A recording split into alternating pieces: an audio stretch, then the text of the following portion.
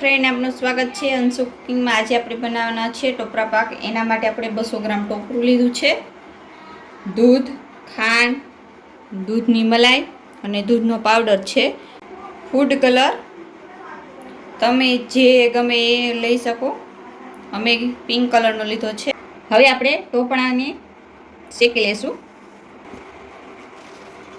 હવે આપણે ટોપરું શેકી લેશું।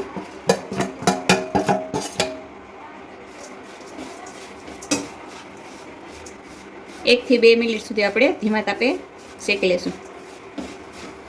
ટોપરું શેકાઈ ગયું છે, સેજ બ્રાઉન થઈ ગયું છે, તો હવે આપણે ગેસ બંધ કરી દઈશું।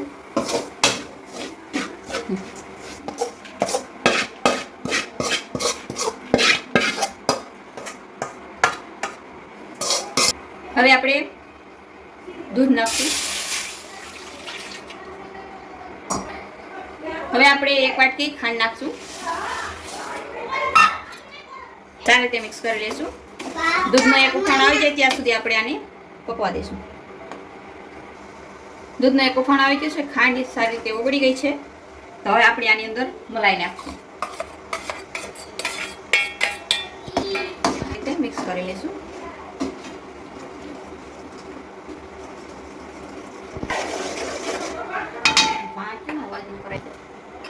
હવે આપણે દૂધનો પાવડર ઉમેરશું।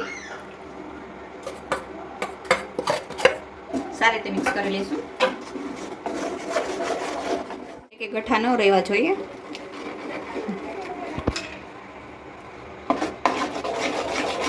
એકદમ મિક્સ થઈ ગયું છે, તો આપણે થોડોક ફૂડ કલર નાખશું। આપણે થોડોક પિંક કલર નાખશું આની અંદર। સારી રીતે મિક્સ કરી દઈશું।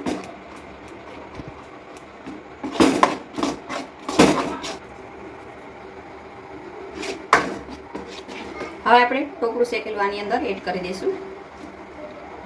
હવે સારી રીતે આપણે મિક્સ કરી દઈશું।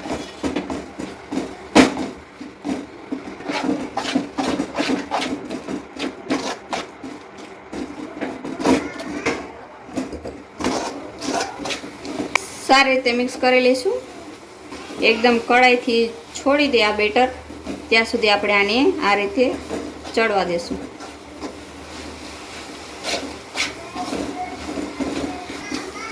કડાઈથી એકદમ બેટર છોડવા માંડ્યું છે, તો હવે આપણે ગેસ બંધ કરી દઈશું। હવે આપણે થાળમાં ઘી લગાવી દઈશું। હવે આપણે બેટર આની અંદર પાથરી દઈશું। બેટર આપણે પાથરી દીધું છે, હવે સારી રીતે આપણે એકદમ સેટ કરી લઈશું આને।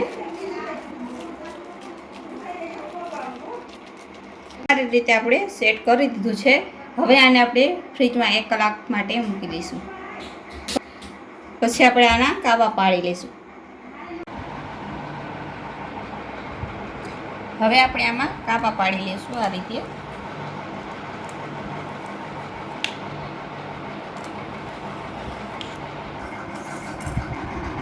ટોપરા પાક બનીને તૈયાર છે, તો આવી રીતે તમે પણ ઘરે બનાવી શકો।